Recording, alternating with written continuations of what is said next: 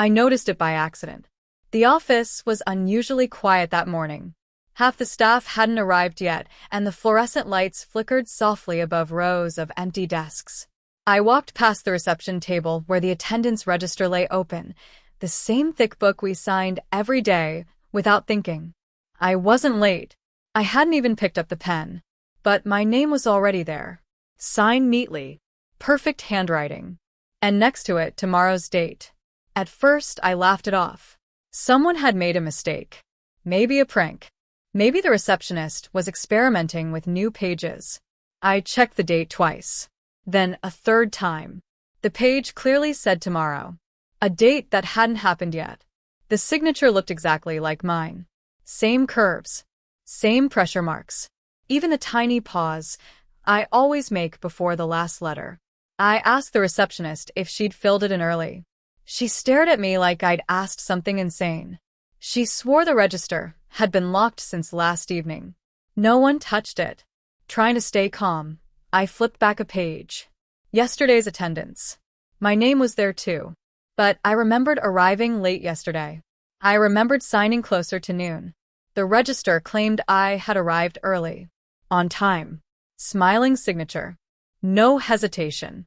All day, the feeling followed me like a shadow. Emails referenced conversations I didn't recall. A coworker thanked me for help I never gave. My computer showed files edited at times I wasn't even in the building. Then my phone buzzed. A calendar notification. Office meeting, tomorrow. Attendance confirmed. Confirmed by whom? That evening, I stayed late. I needed proof. I needed logic. When the cleaners left and the office fell silent, I went back to the register. Another page had been turned. The day after tomorrow. My name was already there. This time, I didn't touch the book. I watched.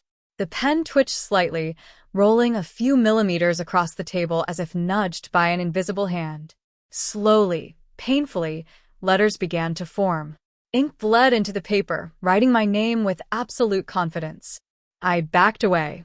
The security camera above the desk hummed quietly. The next morning, HR called me in. They asked why I had been clocking in days early.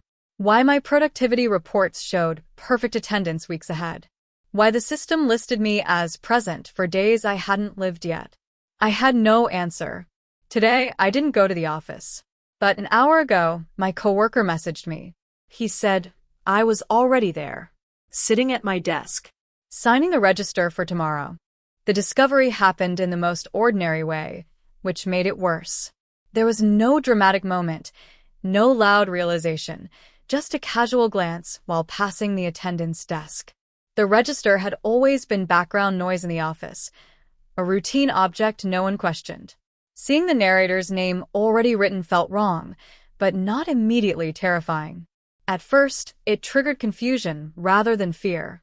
The brain searched for explanations, clerical error, prank, coincidence. That calm denial was crucial because it delayed panic and made the realization creep in slowly. The date was tomorrow, clear and undeniable, printed at the top of the page like a challenge to reality itself. The handwriting matched perfectly, removing the comfort of blaming someone else. This wasn't a forgery done poorly. It was intimate, precise, personal. The narrator's relationship with time fractured in that moment. Tomorrow was no longer a safe, unwritten space. It had already been invaded. The setting amplified the unease, the quiet office, flickering lights, half-empty room. Ordinary spaces become terrifying when they betray their rules. The narrator didn't scream or run. Instead, they froze, trying to force logic onto something that resisted it. This keynote establishes the core horror, not a monster, but certainty. The register didn't hint. It declared. The future had already made a decision, and the narrator was merely discovering it late. As the day progressed, small inconsistencies began stacking up, each one subtle enough to ignore alone but overwhelming together. Coworkers referenced interactions that never happened, projects that the narrator didn't remember completing. Emails carried timestamps that contradicted memory. The horror here is bureaucratic rather than violent. Systems are supposed to protect truth through records, logs, and confirmations, Yet every system insisted the narrator was present, active, productive. Memory became the weakest evidence. This keynote deepens paranoia because the world doesn't react with shock. It reacts with normalcy. Everyone else accepts the false version as fact. The narrator starts questioning themselves instead of the register. Did I forget? Did I dissociate? The fear shifts inward. Reality gaslights silently. The more the narrator tries to correct the record, the more firmly the false version asserts itself.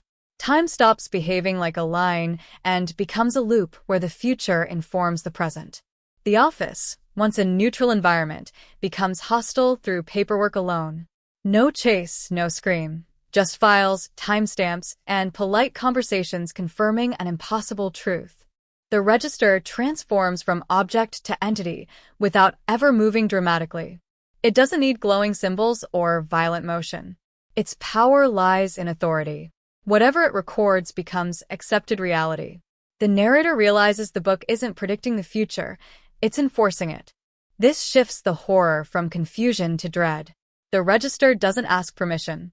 It doesn't explain. It simply writes. The moment the pen moves on its own is restrained yet devastating. There is no rush, no spectacle, just inevitability. This keynote explores the idea that systems outlive individuals. The register existed before the narrator and will continue after. It doesn't care who signs, only that someone does. The narrator's identity becomes data, replaceable and editable. The horror lies in submission, the realization that fighting the system may be pointless because the system defines what real means. Once the book writes your name, the world adjusts to accommodate it. Control begins to dissolve. The narrator's sense of self fractures as the future version becomes more present than the real one.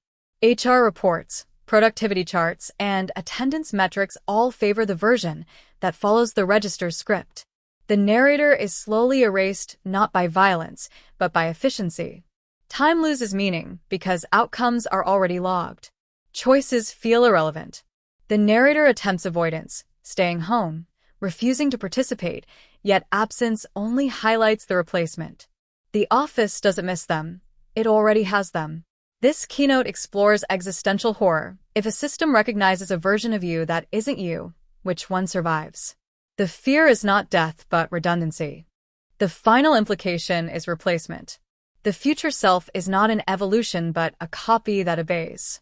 It signs when told, shows up when scheduled, and never questions the system.